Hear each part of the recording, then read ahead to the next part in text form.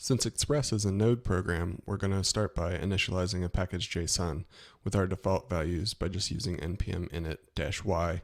And now we can install Express, and we'll use the -S flag so that gets saved to our package.json, and we have that dependency, recorded. We're going to create an index.js file, and then we'll go and look at that and see how we initialize our Express application. So if we require Express here, that's going to actually give us a function reference. And so to create our app instance, we're just going to call that function. So Express with the parentheses on the end. And now we have an instance of an Express app.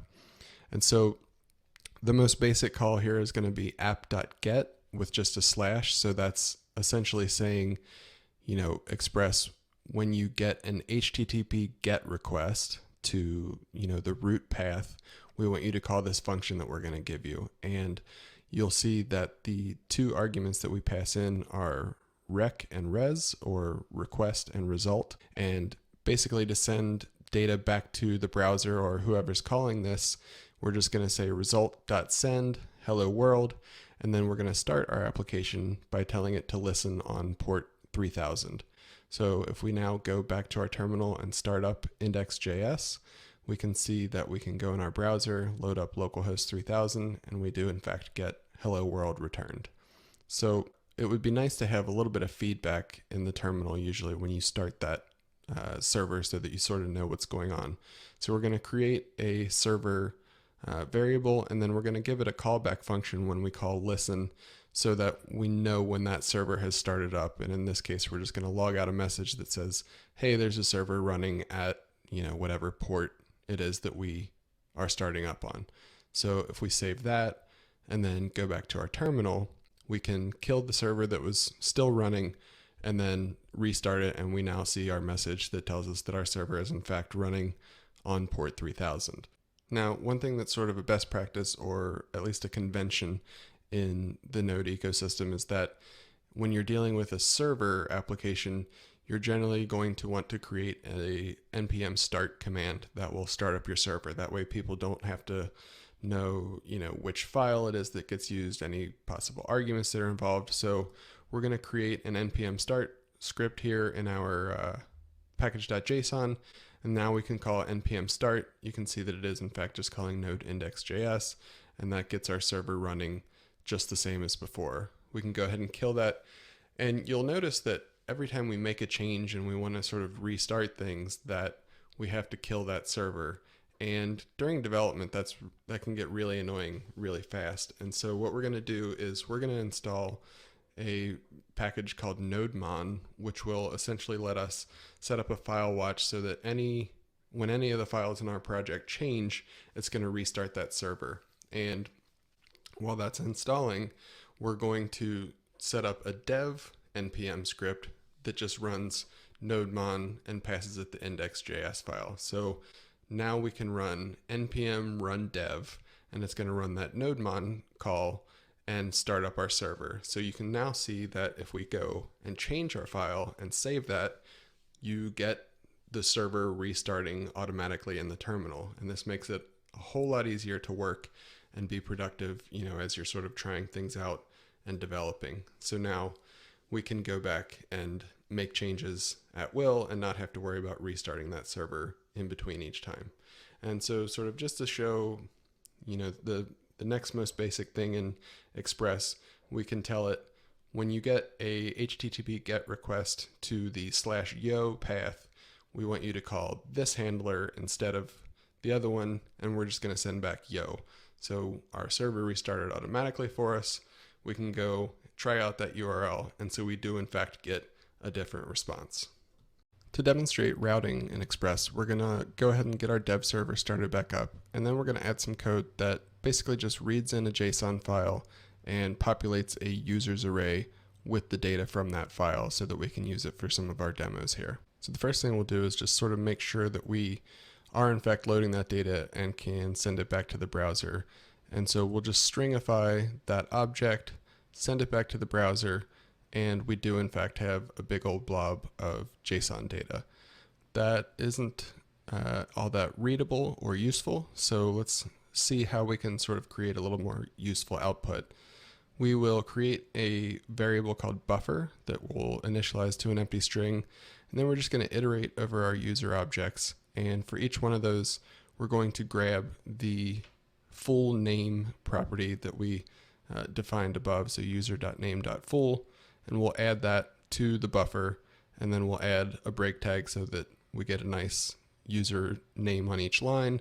And then once we have fully built up that buffer, we will send it back using the response object. And so now if we refresh, we can see that we do get a nice list of our users. Now let's get rid of this yo route that we're not using, and let's actually turn this into a list of links that will link us to, sort of a detail page for each one of these users. So we'll construct an A tag here. We're going to use the username property as the href, and then we will close that tag up and see our output. There we go. So now we get a nice list of links, and each one of these names is going to link to the page for that user and use the username property as the new path. So if we click on one of these users, it's going to take us to their page, but it's telling us it can't get that URL, which is because we haven't defined it yet. So let's go back to our code, and we will define a new route. And this time we're going to say app.get/username, and then our callback function. And the colon there is important because that is telling Express that that's essentially a path variable. It's not the actual string username or the string colon username, but whatever that path is there, we want to be able to pull that off, and we do that using the request.params.username.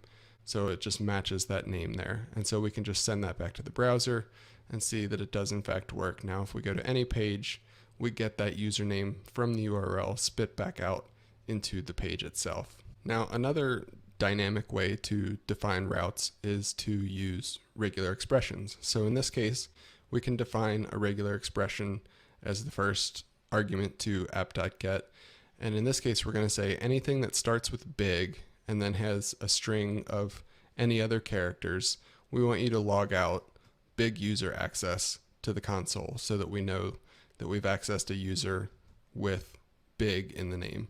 But if we go and run that, we actually don't get any output, and that's because the order in which you define routes in Express is important. So we actually need to move this above the username route, because once that response.send is called, the request is over and nothing else after it is going to get run. So if we move this above and then go refresh that page, you'll see we do in fact get that console log. Now, we're also getting the username sent to the page from our username route. And that is because you'll notice in our regular expression route, we're calling next, and that is the third argument to our callback function. And so what that is it's a function that gets passed in that when you call it, it essentially says, okay, this route handler is done, pass control on to the next route handler and let it do its thing. And sort of just to show how this works, we can add a second regular expression route. This time, anytime the word dog is in the URL, we're going to write out dogs go woof to our console, and you can see that does in fact work. So now we have a basic list of links here rendering, but the code that we're using for it is pretty rudimentary and not really something that you'd want to use in a real application. And so the better way to do this is to use Express's support for template engines, and we can do that by setting a couple of properties on our app instance. We're going to say set views to be the views directory and set view engine to be Jade. And so what that says is when you render a view, look in the views directory, and by default you're going to use the Jade extension. So now that that's set up, we can actually get rid of all of this code and just say response.render index, and then we're going to give it a context object. And for now, we're just going to give it one property called users and map that to our users array that we created above. And so this is saying, look in the views directory for views with the file name Jade. So when we say render index, that's going to map to index.jade. So here's our Jade template. It's just got a basic, HTML file structure with a header, and then we're going to create an unordered list and then loop over our users that we pass in and create a list item for each one of those. And so if we go refresh our page, we can see that we're now using our Jade view template. That's a lot more succinct and maintainable code than, trying to build up these HTML strings. Now, Jade sort of has built-in support for Express, but sometimes you may want to use a template engine that doesn't, like Handlebars. So we have a Handlebars template here, which has the same structure as our Jade template. We're just going to create that list of users. And so if we go back here and set view engine to HBS, when we say render index, it should try and render index.hbs. But when we refresh the page, we get an error message saying that it can't find a module named HBS.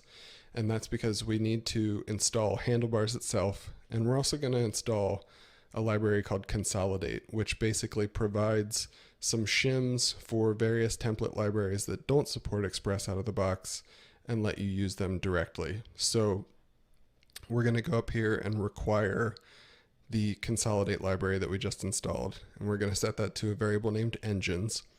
And then we're going to come down here and say app.engine HBS engines.handlebars. And so that's basically saying whenever you're asked to render something with an HBS extension, I want you to use this engines.handlebars object. And since we're setting view engine to HBS, and that's going to be used as the default file extension, that will be used just by calling response.renderIndex like we are. So if we go back over here and refresh our page, you can see that we're now using our Handlebars template. Now, if we just add the file extension on here, you can see that we still can use that Jade template. It's just if we're using the default without an extension there, it'll use the Handlebars. So our page here is pretty plain, and I think we should add some images here to spice it up a little bit. And thankfully we have this directory called images, and in it we have 3 images for each one of our users, large, medium, and small. And we're going to use Express's ability to serve static files in order to do this pretty easily. So we're just going to say app.use, and then we're going to call express.static and give it the name of the directory that we want to serve static files from. So we're just going to tell it that images directory. So we're going to go over here and update our template. We're just going to add some styles in here. And then instead of creating an actual unordered list, we're just going to create a bunch of divs. We're going to create a div for each user. And within each one of those divs, we'll retain our link tag, but we're also going to add an image tag here. And for the source attribute, we're just going to use the same user.username property that we're using in the link. And then we're going to add the underscore sm.jpg extension so that when that file name gets built up, it's the username plus that. So if we go refresh the page, we can see that we do in fact have images. That looks a lot nicer. And you'll notice that we don't have any path information on our source attribute here. Since we have told it to serve the images directory, it's going to serve those directly without any sort of prefix. However, sometimes you may want to have a prefix so that you sort of know what it is, what directory you're reaching into, or maybe you want a more descriptive name. So in this case, we're going to add a directory path of profile pics. And what we can then do is just go over here to our app.use call and say app.use/profile pics, and then give it that images directory. So we're going to essentially tell Express, anytime you get a request for something in profile pics, go ahead and look in the images directory for that. So if we save both of those and go refresh, we can see that everything still works. Now that we have access to these images, let's go ahead and improve our user detail page. So let's take our index template and we'll save it out as user.hbs and just sort of repurpose that for our user detail page. We can get rid of the loop here. We're not going to be looping over users.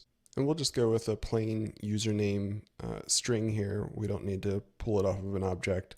We'll use the larger picture, and then we'll change our header to be the username as well. We can get rid of this each. If we save that, and then we'll go back over here to our app file, and in our username route handler, we're just going to say response.render, and then we'll give it that username. And then we need to make sure we update the template name, save that. And so now if we click on one of these user links, you can see we have a nice profile page with a nice big image and their name up in the header. In addition to serving data in pages, Express also supports other HTTP verbs besides get that will let you actually modify data. And to show that, we have updated our username route here, and we've now got a res.render call that is going to pass in a user object and an address object. And we have updated our template so that we've got a nice little link back to the list of users. We've got the profile picture, which we're going to use the medium one now. And we've got a couple of links there, edit and delete. And then below that in our actual content, we've got a definition list. And in that list, you'll see that we have two DD tags for each sort of aspect of the address. One that just displays the data and the other one that actually has an input tag in it. And essentially that's going to let us do some in-place editing. And so this is what our template looks like in the browser. And if we come back here and we actually look at our edit link, the edit link calls an edit function. And what the edit function does is it's going to show everything that has a class of edit and hide everything that has a class of view. And we've got a cancel function here that does just the opposite. So those two functions are what let us toggle between the in-place editing and just the regular view. So if we click on edit, we get the edit form. If we click cancel, it'll get rid of that form and just go back to displaying the data. Where we actually get into modifying data though is in this save function. So when we click on the save button, it's going to call this save function. And this is just going to call to the path that it matches our username that we're looking at now. And then the important part here is the method property, which is set to put. So that's going to do an HTTP put, and it's going to send this data back. And that's just, the value of all of those input fields that we have.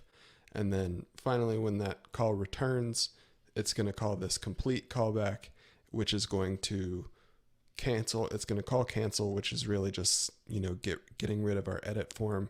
And then it's going to reload the page so that we can see the new data loaded into the browser there. But so now if we go to our page and open the edit form and hit save, it's going to refresh. But if we look at the terminal here, we can see that we actually got some error output. And that's because we're not actually handling that put verb. And in order to handle it in a meaningful way, we actually need to go install something called body parser, which is going to let us do exactly what it sounds like and parse the body of the request. So we're going to require that package in here in our file. So we've got a property called body parser now, and we're going to configure our application to use it. So then we're going to say app.use bodyparser.url encoded, because our data is going to be URL encoded by the form by default. And then extended true is just telling it to do all the parsing that it can. And then we can come down here and actually define our put handler. So app.put this time instead of app.get, still using the same username mount path. And then what we're going to do is we're going to pull off that username like we have before. We're going to get that user's data using a little utility function that we've got in here. And then we're going to say user.location equals request.body. And so request.body is going to be this data object that's getting passed back from our form. And we're just going to set that onto our user object directly. And then we're going to call save user, which is essentially just going to rewrite that file back out. And then we're going to end the request by saying response.end. So now if we start our dev server back up, we can go back to the browser, and we'll refresh this page and then go ahead and initiate an edit, and we will change Alan's address to be New York, California, and then we'll hit save, and you can see that the page did refresh there. And we can even, just to sort of show that it worked, we can go back to the users list, come back to Alan, and we see that he does have that address, and we can go look at our JSON file here and see that it was written out to that file. Now the last type of action we're going to implement here is a delete, and so we've got this delete link which calls this function called del. You always got to be careful about naming things delete on the client side because it's a reserved word, but this function is just going to again call the same username URL, but this time the method is going to be set to delete, and we don't need to send any data with it, but when that call is complete, we're just going to go back to the root path. So we're going to go back to our list of users. Now if we go back into our Express code, we can define an app.delete this time and give it that same username path. And this time we're just going to get the path to that user's file and delete that file. And then we're going to send back a 200 status, letting the client know that the request completed successfully. So now if we go here and click delete, it's going to take us back, but we still see Alan in the list there. And if we try and click on him, we're going to get an error because that file is not actually there. We can't load the data. And the reason for that is that we are loading this list of users when the application starts up. And then we're just, serving it from the root. And so there's no way for that data to be reloaded while the app is running. And so what we actually need to do is we'll go up and delete this code that runs at app startup. And right here within the root handler, we're just going to paste in some code that, we'll define our users array. We're going to read the users directory. So it's going to get all the files that actually are in that directory. We'll loop over the files, we'll read them in, and, we'll parse out the data, set the full name that we have been using, push that user object back into our array, and then once we know that we have the right amount of users defined or loaded, then we'll go ahead and render that index page. And so now we can go back and refresh, and if we go into Daryl here and say delete, it takes us back to that list, and you can see Daryl is in fact missing from the list. So we've got a decent little app here that lets us view users, but we're not actually verifying any of these users. So if we put in an invalid name here, we're going to get an error that spits out to the browser and the console because that user doesn't exist. So let's take a look at how we can verify that. We'll start by just creating a function called verify user that will just be a regular route handler function like our others, pass in the request and the response objects. And then we're actually going to use this get user file path function that we've declared previously. And so we're just going to get our username parameter off of the request object, pass it into that function, and then that'll give us the full path to the JSON file. What we're going to do then is check to see if that file actually exists. If there's no matching file, then we've got an invalid user. So fs.exists will call back to this function and basically just passes in a Boolean flag of whether or not the file exists. So if yes is true, then we're going to call next. And to get this working with what we actually want it to call next, we're just going to add this as an additional handler for the get route. And we can ignore these errors for now, but so you can pass in multiple handlers, or you could pass in an array of handlers or a mix of handlers and arrays. But so we're basically saying when you get this route matches, call verify user, and also call this other one as long as next passes it to us. Now, what do we do if the file doesn't exist and we have an invalid user? Well, we're actually going to just call next again, but in this case, we're going to pass in the string route. And so what this tells Express is basically to bail out and skip this second handler and actually move on to the next, route definition that matches our URL. So all we're really matching with this /username is, a single string path. And so /foo is the same thing. And if it gets to this one, we're just going to send back some text that says whoops, so we know we got to this.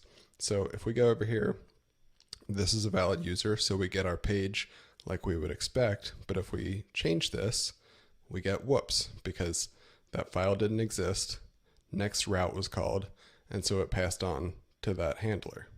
Now, rather than just passing along to, sort of the next random route handler, let's actually use the redirect method of the response object. So if we call response.redirect and then give it a new URL, in this case, we'll just do /error and then append our username on there, we can actually redirect it to a new URL. So we'll go and we'll get rid of this foo handler and replace it with our /error/username handler. And then we can actually provide, a somewhat useful message to the user saying that no user with that name could be found. So now when we try and load an invalid user, we get redirected to our error URL and we get that, slightly more helpful error message. And the response object has another capability that maybe we really want to, communicate that this was a missing page. And so we can actually just say response.status 404.send, and then that will actually send back that response, as you can see here in the inspector, with a 404 HTTP status. So we saw a redirect, but the response object that you get in your handlers actually has some other really handy methods on it as well. One of them being a download method. So you can actually trigger a file download extremely easily in Express by calling response.download.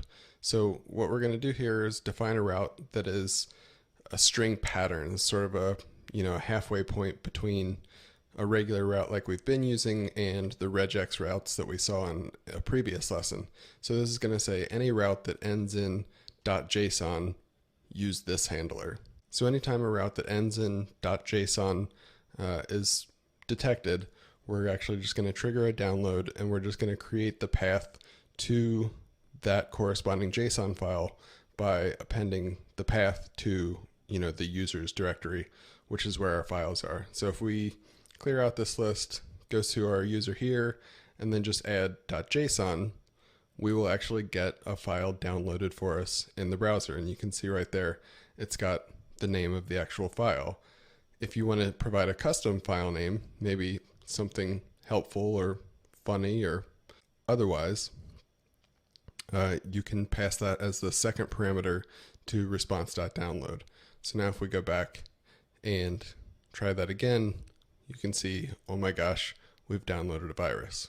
One more useful method on the response object that I wanted to cover was the response.json object. And so if you're building something that's more along the lines of an API server, things like this can be really helpful because you can just pass back your data. So we'll use a route called /data/username and then define our handler. We'll grab that username parameter and actually get that object using these helper functions that we've created before.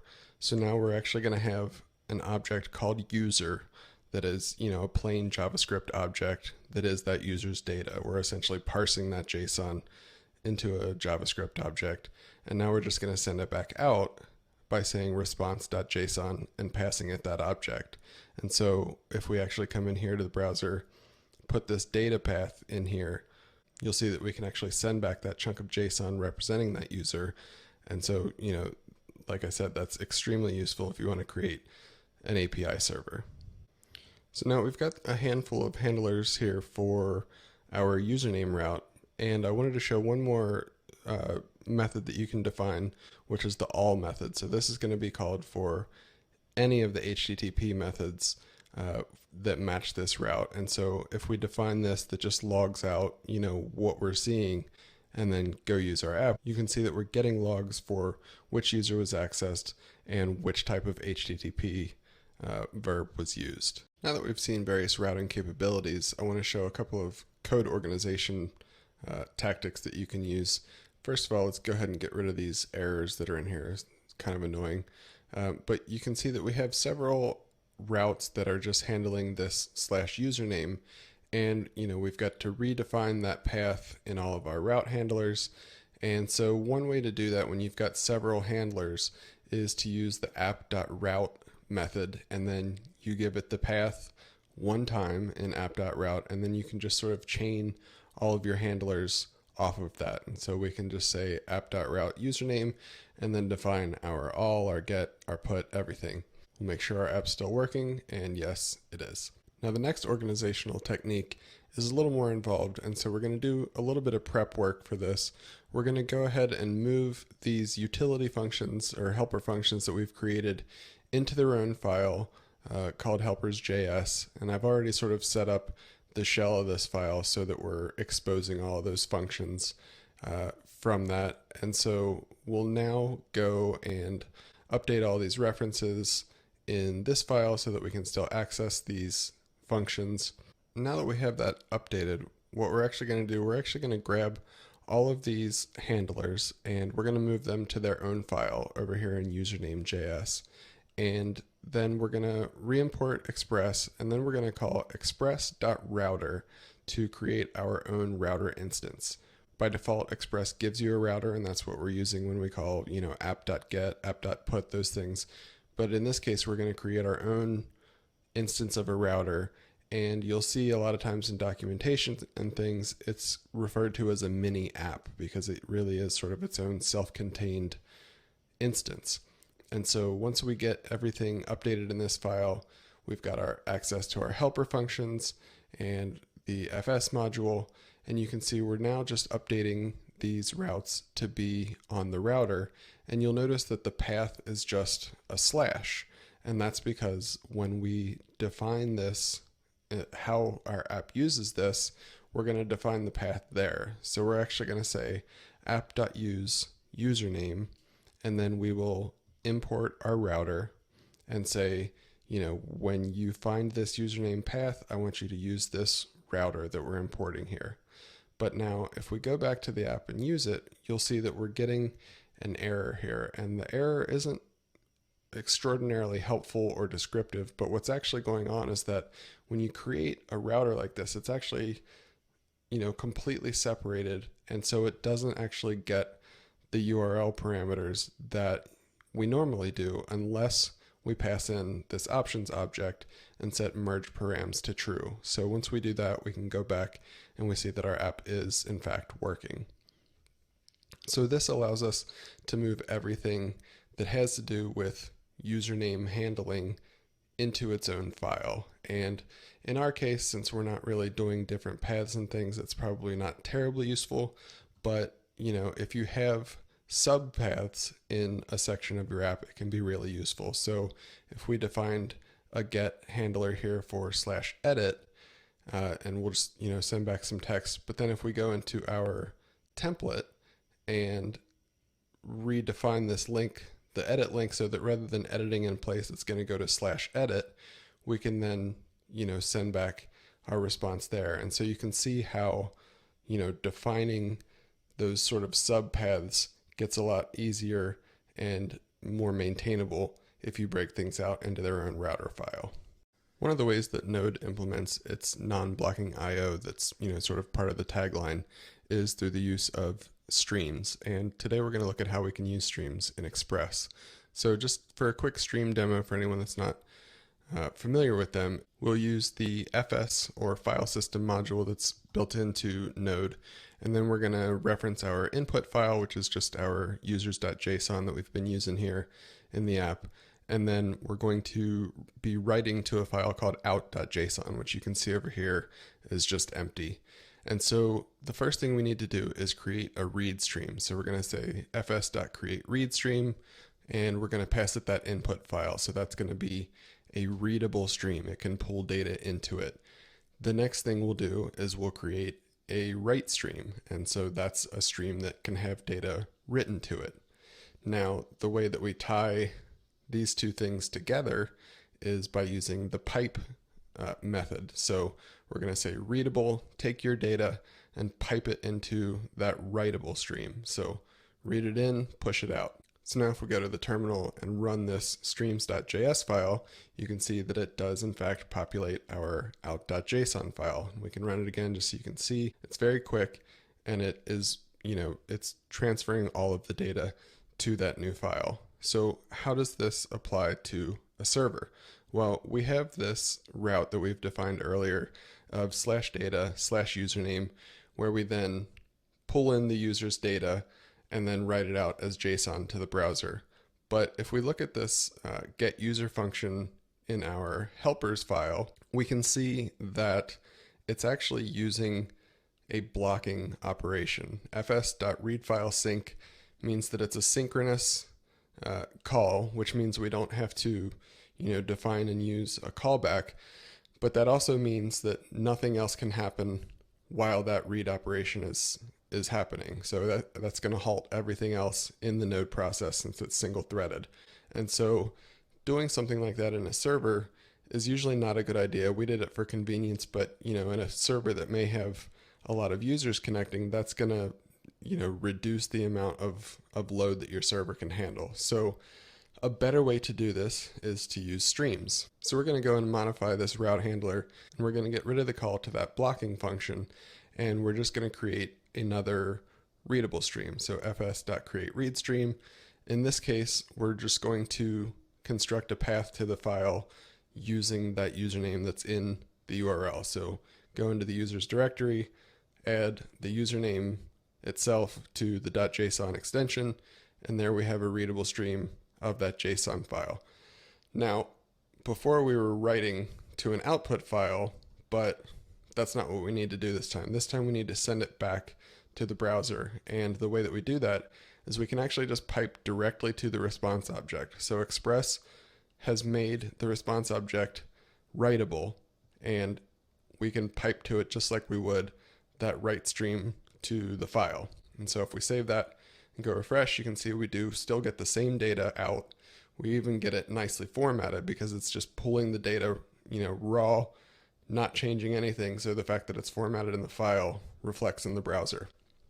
And so there in, 1 to 2 lines of code, we have a route that no longer blocks and pipes the same information to the browser. Now, that's a very simple and straightforward use case, but you can also do some other really cool things with other stream libraries. So if we go and install a package called JSON Stream, that's going to let us do some more interesting things. So we'll go ahead and we'll get rid of this helper since we're not using it anymore, and we will require that JSON Stream package that we just installed. Then we're going to come down here and define a new route, and we'll just call this one /users/by, and then we'll start with gender. So what we can do now, we'll create a readable stream that is just using that users.json again. So we're going to read in that file, and then we're going to pipe that file to this JSON stream, and we're going to call the .parse method, and we're going to pass it a star, which just means read in everything in the file. JSON stream allows you to filter the results if you want, but we're going to read in everything from the file, and essentially JSON stream parses things into objects before it calls your callback. So our callback function here is going to get a user object. So each user object in that file will be passed to this. And let's go ahead and we'll grab that gender URL parameter, and we're actually going to filter the results here by gender. So we'll say if user.gender is equal to the gender that was passed in to the URL, then we'll go ahead and return that user. If we don't return that user, we're essentially just filtering it out of our results. We're dealing with objects right now, and so we need to turn it back into a string because that's what we need to pipe to the browser. So we're going to call pipe again, and then we're going to call it JSON stream.stringify, and we're going to pass in some strings here, and those are just sort of telling JSON stream how to format the output string. And then finally, we'll just pipe it back to our response like we did before. So we now have this new route that's going to pull a URL variable. It's going to read in this file. It's going to send it through our filter function, push it back to a string, and then send it out to the browser. So if we go ahead and start our dev server back up and go back to the browser, we can check out this new URL. So /users/by/female. And you can see we get all of our female users back, and we'll change it to male just to show, make sure that it's working, and it is in fact giving us back all the mail users in that case. Now the data is not quite fitting in there, and I also want to show some more of the flexibility that this gives you. So let's go back to the file, and maybe we're not interested in the whole user coming back and we just want the name. So if we say return user.name, then we can send that back and we will just get the name sub-object of each user back to the browser. And so here in about 4 lines of code, we've created a dynamic, non-blocking route that allows us to parse and send back data as we wish. If you go to the ExpressJS website, which by the way is pretty great in terms of documentation, you'll notice that it touts itself as a fast, unopinionated, minimalist framework. And what they mean by minimalist is that Express barely does anything besides sort of the route matching and calling what is referred to as middleware. And so building an Express app is really just a matter of sort of orchestrating various pieces of middleware to work in concert together and with the application itself. While middleware might be a new term for you, we've actually been using it the entire time that we've been building this application. So essentially anytime you see app.use, app.get, anything like that, everything that you pass into those calls is middleware. You've got the sort of optional mount path to tell it which paths to act on, and then you have the middleware function itself. And so we've got our profile pics path here is using express.static, which is actually built-in middleware that ships with Express itself. That's sort of the only piece that ships with it. And then we're using a third-party middleware in our body parser here. So, we downloaded that from NPM, we required it into our application, and we're using it to parse out the request bodies for our put requests. And then all these things down here are custom middleware that we have defined ourselves. We're, fully controlling that. And you'll notice that everything here starts with app. So these are all application level middleware. Over here in our username file, we have router level middleware. So anything that's attached to an instance of an Express router is router level middleware. And while we're in here, I did want to show one use case that we didn't really cover before, which is that you can use the use method and actually omit the mount path altogether. So in this case, it's going to fire for every request that this router handles regardless of the path. So we'll add some additional logging information here, and we should see that this will fire for our root path and our edit path. So if we go over and load up our app, go into here and navigate to this user's edit path, you can see that we're getting information for both the root route and the edit route. And so that's one advantage of using the use method instead of the all method like we were using before. Now, the one type of middleware that we have not covered so far is what they refer to as error handling middleware, and that's exactly what it sounds like. So if you define a piece of middleware that has 4 arguments, error being the first one, but really the important part is that there's 4 because that's how Express recognizes it as error handling. That will then be used when any errors happen in the application. And so in this case, we're going to define our own error handling and just log out the stack trace, and then we'll send a response back to the client that has a status of 500 and just says something broke. In order to trigger this error, we're just going to get rid of our verify user call so that we don't have any safeguards in place. So if we go here, this is fine. If we change it to an invalid user, we get something broke. And if we go look in DevTools, we can see that that request did come in with a 500 status. So that gives us, the ability to sort of gracefully handle errors in our application. What happens if you don't handle these errors in your application? Well, as it turns out, Express defines its own built-in error handling middleware. So if we delete our error handler and go back and refresh this page, you can see that we actually get that stack trace right in the browser. So that is Express's default error handling middleware. What it does is it sends the stack trace to the browser. And that's really helpful when you're in development. But you can see here there's all types of path information and other things that we probably wouldn't want an actual user of our application to see. And the Express authors have actually anticipated that. And so this will only be the behavior of the default error handler if you're not running your app in production. So if you run your app in production mode by, setting the node env variable to production, then we won't leak that information to the client. It's just going to tell them internal server error. You're not exposing any, potentially dangerous information there. I mentioned that the Express site is really great in terms of documentation. They also have a good list of some of the various middleware choices that are available out there. We've got our body parser here that we're using already.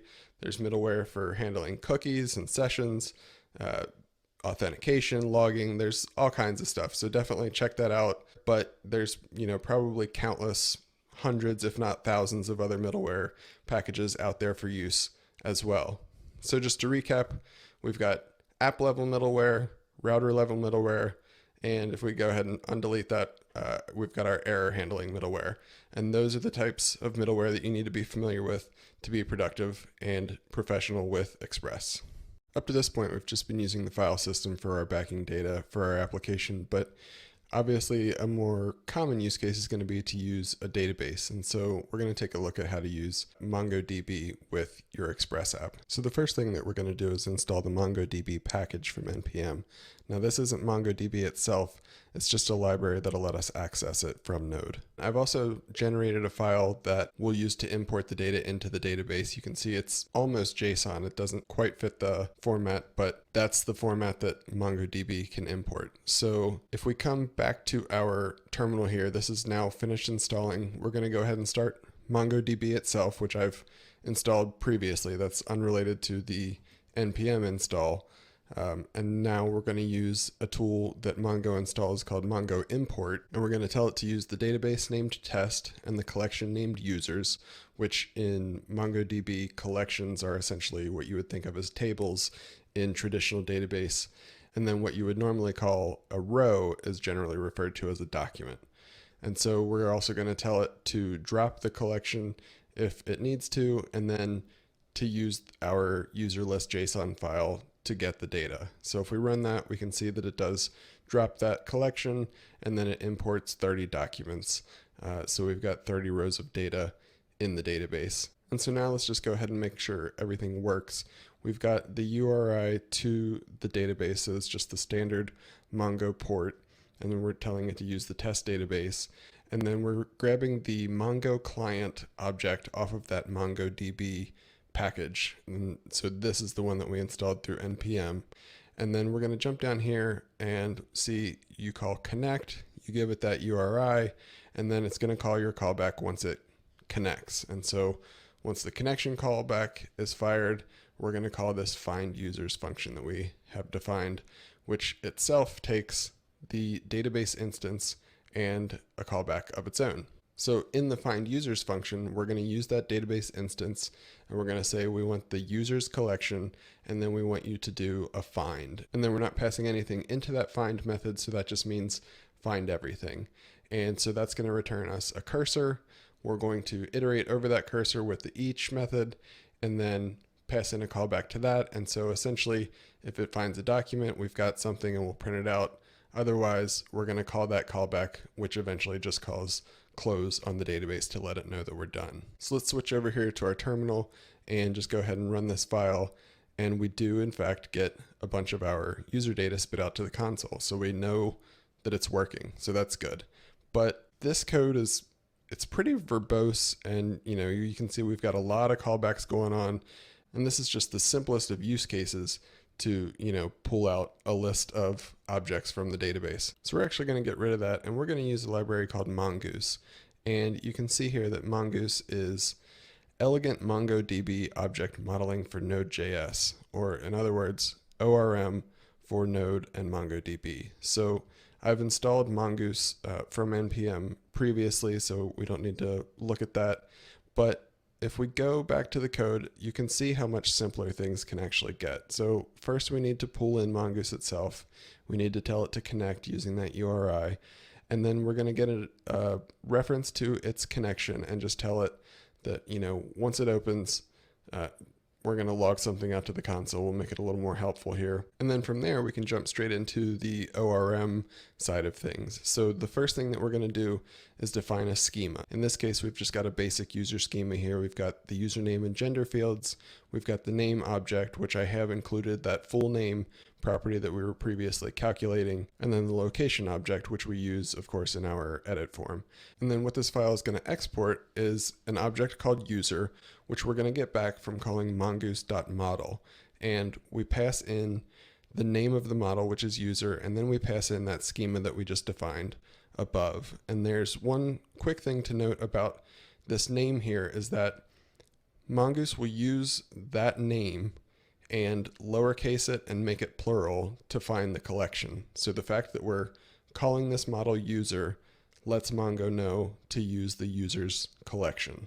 Now, before we try and integrate that into our application, let's just make sure everything's still working and we've set it up correctly. So we're now going to say user.find, going to give it an empty object because we want everything, and then we're going to give it a callback, and we'll get the results as the second argument to our callback. And you can see that we do in fact still get all the data here. It's actually buffered a little bit, but so we've got our our connection to the database working with Mongoose. So let's get rid of this code, and then we'll go connect things in our actual application. So the first thing we'll do is we will pull in this reference to the user object, or the user model, I should say, that our db.js file is exposing.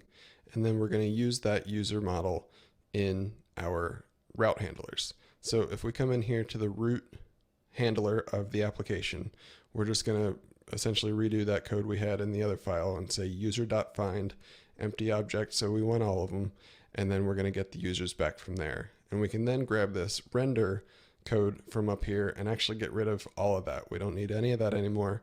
And we're just going to call response.render and pass it that user's collection there. And so if we now go start our dev server again and go back and check out our application, we can see that we do have our nice list of users again. So we've replaced a good bit of code and a file system dependency with, sort of a two-line structure here, and we're pulling that data out of a live database. Now let's grab this reference and go ahead and we'll do the same thing in the username file so that we have the reference to that user model, and then we will update our code that sort of shows our user detail form. So we can get rid of this call to the helpers method that's backed by the file system and replace that in this case with a call to user.find1. So that's just sort of being explicit and saying we're only expecting one thing to come back here. And in this call, instead of passing an empty object, we're going to pass an object that it can use to find that one user. And in this case, we just want it to match that username field with what we've pulled off of the request object. And since our callback defines its payload argument, the second parameter there, as user, we can just go ahead and grab this response.render code, paste it right into our callback, and we're all set. So we're going to be referencing that object directly. Address is still populated correctly. And now if we go over here and check out a user detail page, it does in fact work. So we've now got 2 pages updated to use our database, and you can see that this code is super, super simple. Now, let's take a look at how you would use it to edit a record. So we're going to say user.find1 and update. So again, this is sort of a single purpose method that is specifically built for finding and updating a single record or document in your store.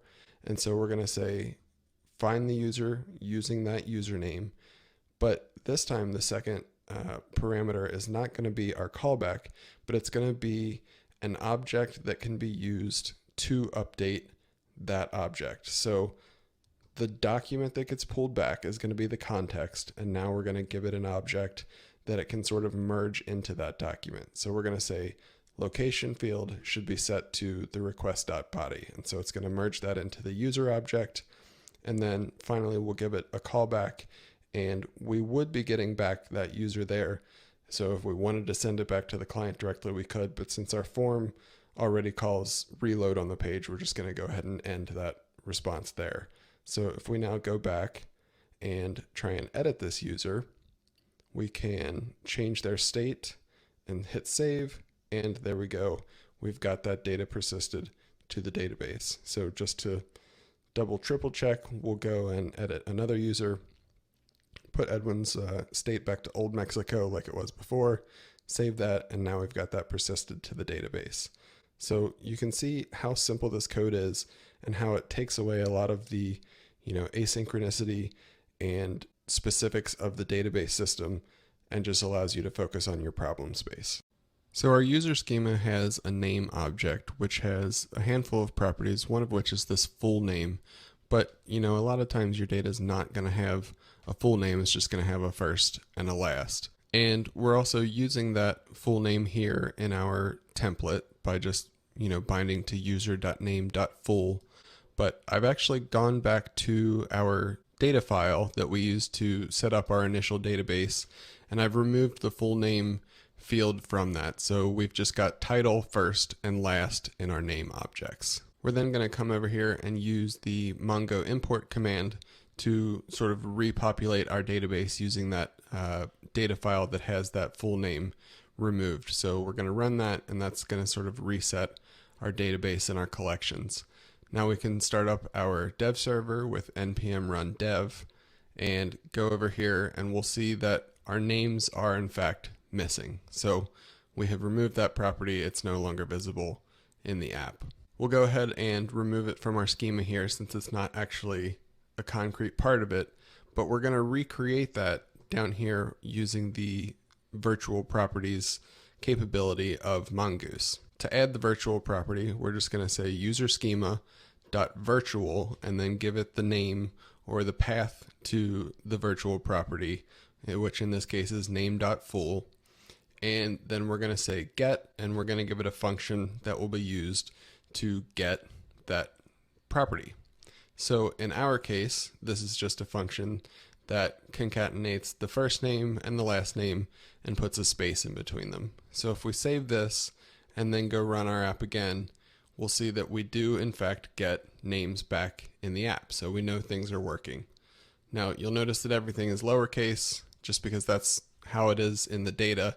So we're going to use Lodash to, convert these to a case that makes a little more sense. We'll just wrap our whole return value in _.start case, and that will give us proper capitalization that we would expect to see in a name. So now we've got our app sort of back to where it was, and we can go in here and see that it does work on the detail pages as well. So just to recap, we were able to create a virtual property that doesn't actually exist in the structure of the data by calling the virtual method on the schema object that we have, giving it the path that we want to use for that virtual property, and then providing a function that will be used to get the value for that virtual property. So that's how virtual properties work in terms of getting values, but you can also use virtual setters. And to show that, we're going to go over to our template here, and we'll just duplicate the section of the template that we have here for the street, and we'll change that to be the name. So we'll update the label there. We'll update our binding to be user.name.full, and we'll give our input the ID of name so that we can identify that.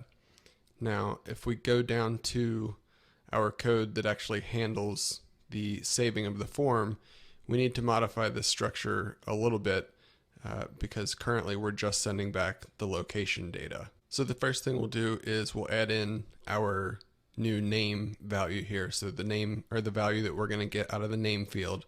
And then we're going to go ahead and stick all of this location data in a location property just to sort of keep it all grouped together. Now that that code is updated to send the data back in a format that we can use, we'll go back to our server-side code, and this is our put handler. So this is what gets called when we call save on this function.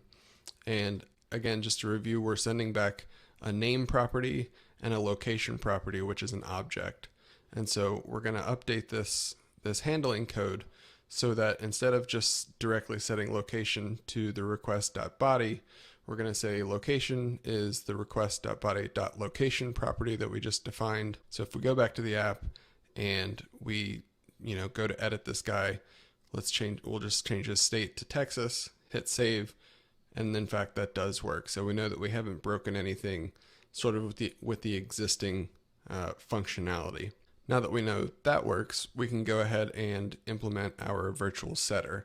So we're just gonna duplicate our virtual getter code here, but in this case, we're gonna define our function to accept a value, which is gonna be what gets sent back from the page, and then we'll sort of parse that value. So we're gonna just split on a space here, which is obviously not super robust code, but for these purposes, it's fine.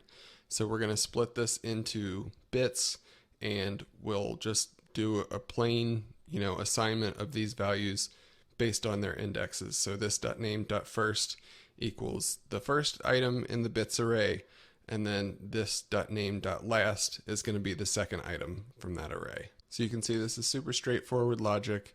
It's just the inverse of what our getter does, and that's really all we need to do here in the schema. Less obvious, and what was a big stumbling block for me when initially learning this topic, is that you can't actually use the find one and update method of Mongoose. We can see if we go over here and we try to update the name, it's not actually going to work. And I don't know the exact underlying reasons for that, other than find one and update is sort of a specialized helper method that Mongoose provides, and it's not compatible with virtual setters. So if you want to use a virtual setter, you have to sort of revert to the base method of find one. And so we'll see how to do that here. So instead of just passing in the object that sort of gets merged with the document that gets found, we're just going to say find one, give it the the criteria of how to find that, which we're going to keep the same, just search on the username. But then when that document comes back in this callback as our user object here, we're then going to set things directly on that user object. So we can say user.location equals request.body.location. And then now we can actually use our name setter and say user.name.full equals request.body.name. So that's going to take that single field and apply it to the property that we've defined in our virtual setter. Now, in order to actually commit these changes to the database, we're going to then call the save function of the user document and pass it a callback so that we know when that save has actually completed, and then we'll go ahead and end the response so that the calling page knows that that operation has finished. So we're just setting the name, the property directly, like any other property. It's not obvious to this code that user.name.full is a virtual setter, and then we're assigning the location property, and then we're just calling save on that document and ending the response when that callback function fires. So now if we go back to our app and refresh, we should be able to update this name and have it stick. So we'll just change this whole name to Tom Jones. Tom Jones obviously lives in Las Vegas, so we'll save those changes. And in fact, they do persist there between refreshes. We know they've been applied to the database. So just to sort of recap, we've got a virtual property getter and setter defined. They're both very straightforward and look like, sort of any getter setter that you would see in a number of languages, where the getter returns some computed value and the setter, sort of decomposes some value and sets the individual values as necessary. We also needed to update our request handling code and use the built-in find one method rather than the sort of specialized helper of find one and update, and then fall back to that document.save function and use that callback to indicate that the response has finished.